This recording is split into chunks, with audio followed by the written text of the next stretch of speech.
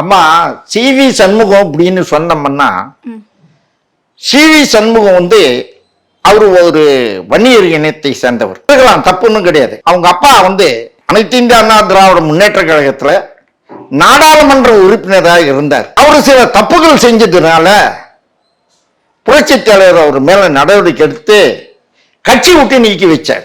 இதெல்லாம் அந்த பையனுக்கு தெரியுமா தெரியாதோ தெரியாது. எந்த பையன்? சி.வி. சண்முகன்ற பையன் துரோகி, பச்சோந்தி துரோகி. அனைத்து இந்திய அண்ணா திராவிட முன்னேற்ற கழகம் 72 ஆரம்பிச்சது. இப்ப அவனுக்கு வயசு 62 61 இருக்கணும்.